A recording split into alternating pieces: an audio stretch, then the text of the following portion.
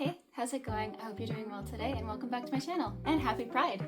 I've got my Chapel Roan Hot to Go earrings on. I've got my Bi-Colors Grim Reaper, and I did some fun makeup. Today we're going to talk about the books that I read in June. I read 5 this month. This one and the bottom one are just a decoy because I read them digitally, but I needed to deceive you. So I read 3 physical and then I read 2 digital.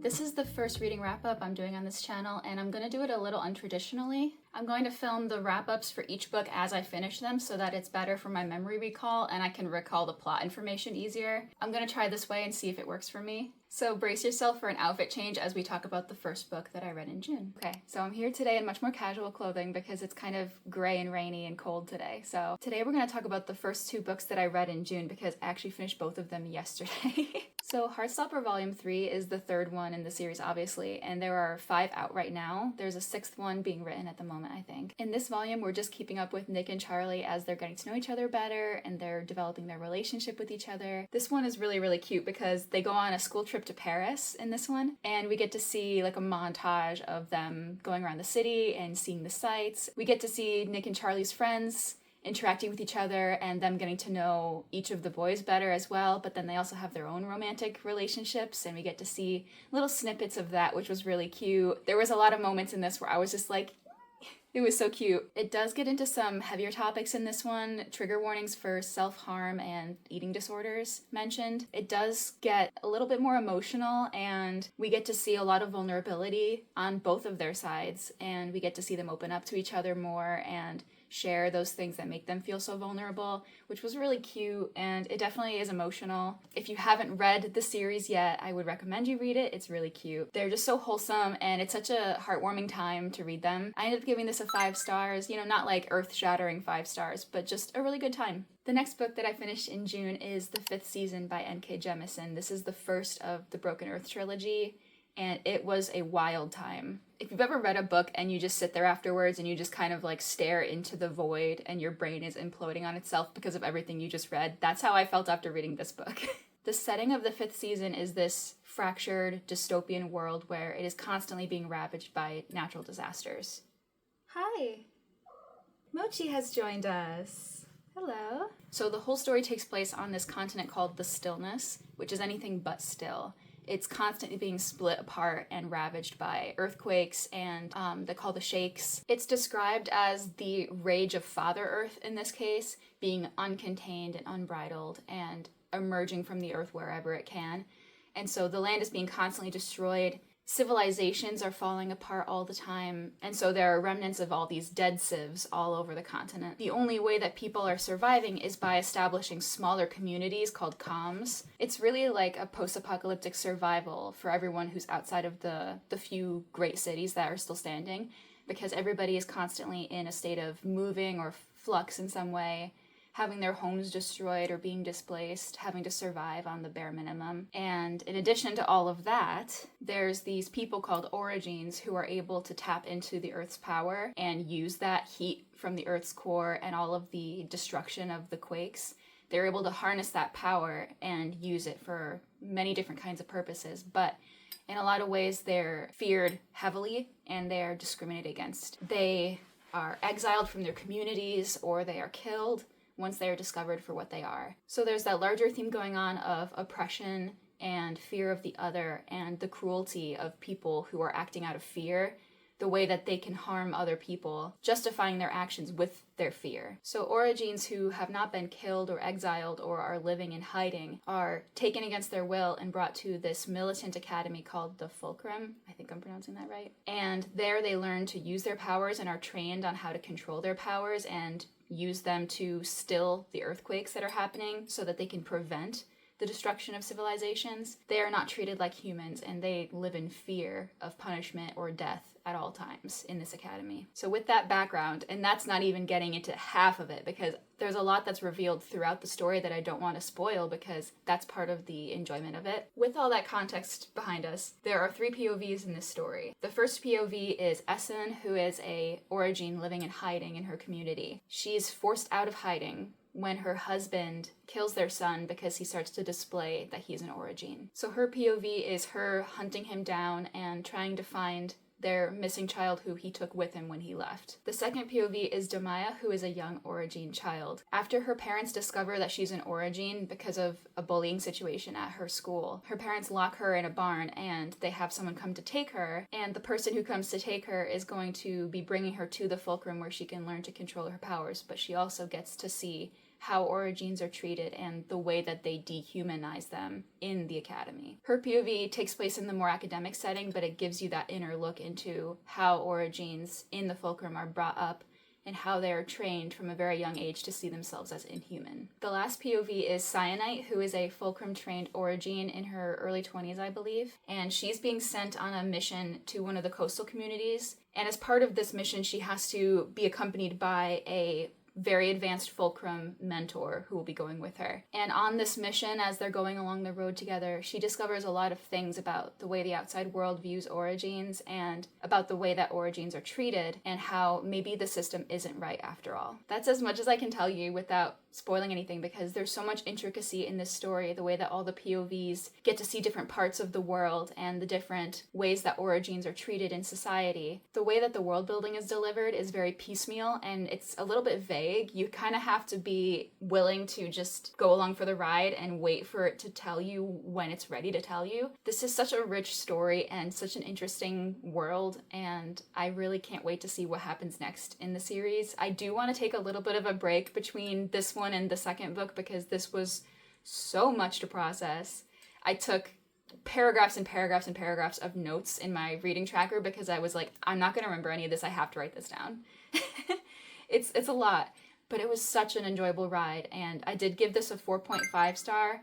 I didn't give it a 5 just because of a couple really, really small things that I didn't love about it, but it was a very, very good read, and it was an excellent time, and I'm fascinated by this world and what's going to happen next. So anyway, that was The Fifth Season by N.K. Jemisin. That's the first 2 books for June, so the next time I'll see you is when I finish the next one.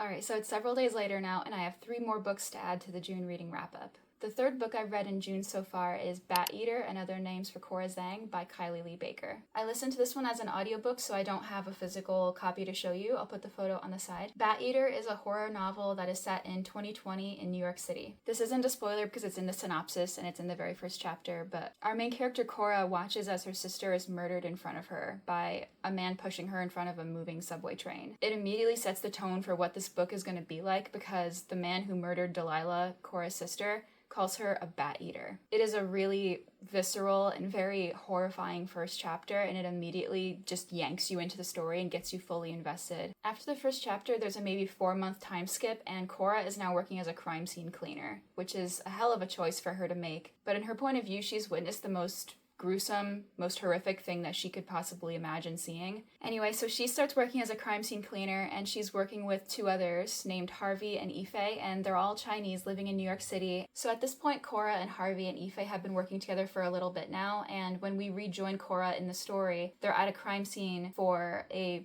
murdered Chinese woman who was killed in her bathtub. So between the first 2 chapters, you're immediately already brought into how gory this is going to be. It's brutal, it's bloody. Definitely content warnings. This is not for the faint of heart. Pay no attention to the man behind the curtain because he's going to be making noise for this video. This first crime scene is just the first of many because they are going to be going to several crime scenes where Asian women have been murdered brutally in their homes. They start to notice a pattern because not only are Asian women being murdered brutally in their homes, there's always a bat planted at the scene in some way. For Cora, having seen her sister be murdered and having her called a bat eater right in front of her, and then now all of these murdered women and the bats at the crime scene, she immediately knows that something is wrong. So the first plot thread in this book is Cora and Harvey and Ife working together to investigate these murders and trying to uncover the pattern and uncover who did it. And the other plot thread going on at the same time is that Cora is being haunted by a ghost. She starts to see strange things, shadows moving and peeling off of the walls and things following her, and so she has to contend with this darkness following her while also there's a killer on the loose. This book was really, really, really good. I was completely hooked the whole time. I was so invested in it. I just wanted to keep listening to it. And all of the mysteries that were revealed and the things that were uncovered throughout the story were so fascinating. And my expectations were definitely a bit subverted with the way that the ending went. I didn't really expect it to end the way that it did. It was very satisfying, and there is some imagery in this book that I don't think I will ever forget.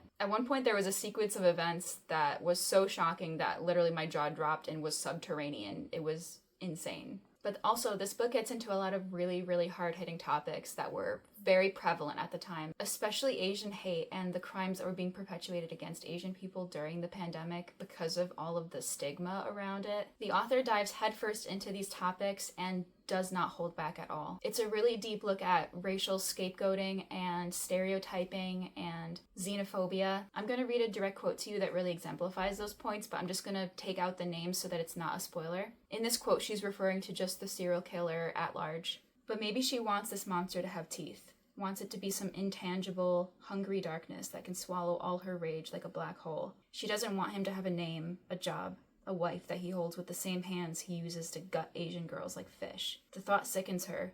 The idea that the kind of person who carves people like her open could smile at other people, that he could be loved by other people. Because what does that make his victims? Subhuman, bat eaters, garbage to be taken out, people who don't deserve his humanness. Cora wants him to be a formless, ephemeral ball of pure evil, but she knows that he's not.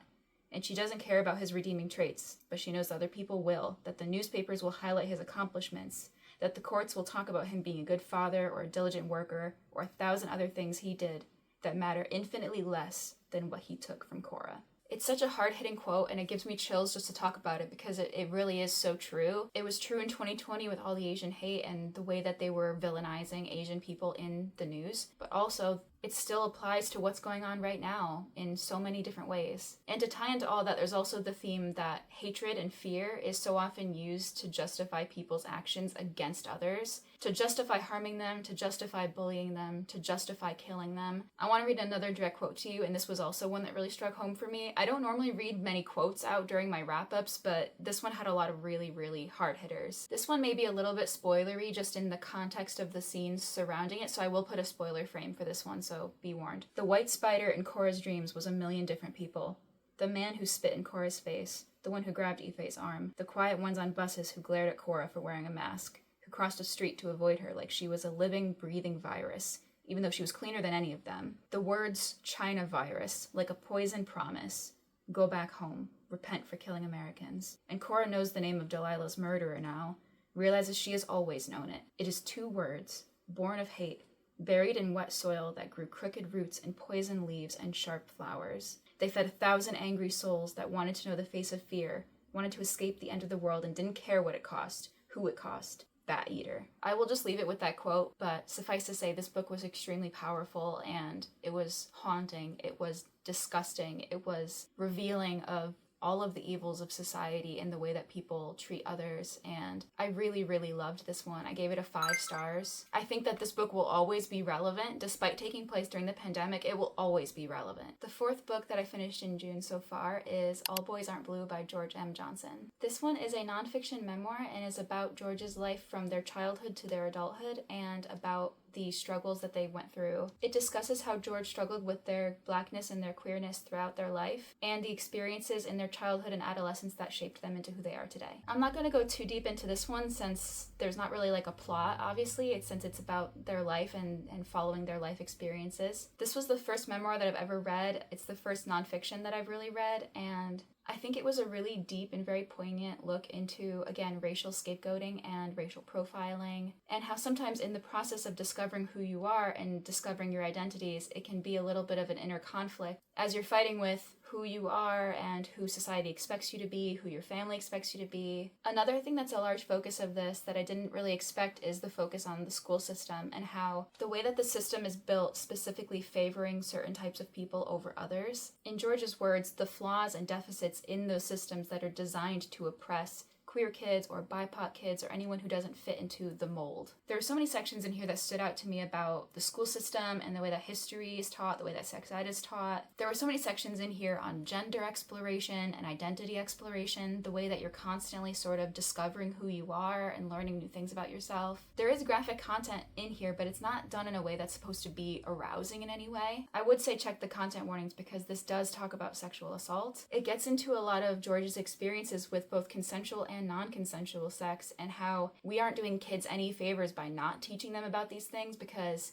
taking away access to education and resources about sexual health, safety, and consent is not doing favors to anybody, because all it does is create scenarios where people can be taken advantage of. It just creates scenarios where people are engaging in unsafe and non-consensual activity and they don't have the language to advocate for themselves. I will say this book talks a lot about that, and it also talks a bit about death as well and coping with loss. It talks about found family and the value of your village or your community that uplifts you. Overall, I think this was a really informative and very thought-provoking read, and I'm glad I read it. It took me a little bit to get around to it, but I'm really happy that I did. Again, I talked about this one in my reading vlog, which will be in the card. I mentioned there that I don't really want to be rating nonfiction books or memoirs because it feels weird to be rating someone's lived experiences and the way that they've discussed their life. I won't be giving this one a rating, but just to wrap up my thoughts on it, I just think it was a very good and very informative read. The 5th book that I've read in June so far is Persona 5 Mementos Mission Volume 1. This is one of the few volumes of manga that I own. I don't really read a lot of manga, but this was gifted to me. This takes place during the events of the Persona 5 game, or maybe also the Persona 5 manga, but I haven't read the manga, so I don't know. If you haven't played Persona 5 or read the manga, I wouldn't pick this up because it won't mean anything to you. This is basically just a little sub-quest that the characters go on during the events of the game. It follows our main characters as they're investigating the poisoning of this CEO of an idol model company in Japan. They're trying to find out who poisoned the CEO, but also they're discovering along the way that he's not as good of a person as he put on a front to be. And he had a lot of dark secrets that are now starting to come out. I'm not going to linger on this one too long because I think it's just a very niche read. There are only 2 more volumes of this manga, and since it was such a quick read, I'm definitely going to pick them up. But I gave this one a 4 stars just because it was a good time. It wasn't anything insanely special. I definitely want to continue on and just finish this little 3-volume quest. It's June 24th as of today, so I don't know if I'm going to be able to finish any more books in June, but the next time I see you will either be for the outro, if not, or I'll see you for the next read. Bye. And in fact, I did not read any more books in June. I have started a couple, but I haven't finished them yet, so I don't want to rush to fit them in at the end of the month. I'm currently reading Legendborn by Tracy Deonn and One Last Stop by Casey McQuiston. I'm still pretty early into those, but I'm really enjoying them so far, so you'll see those in the July wrap-up. And with that, that's the 5 books that I read in June. Thank you so much for watching. Please like, comment, and subscribe if you enjoyed this video, and I'll see you in the next one. Bye.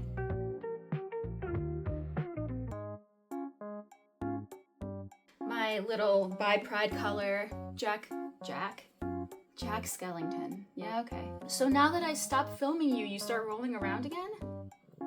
You're supposed to do it for the people. It's like 8 minutes of filming and I barely fucking said anything.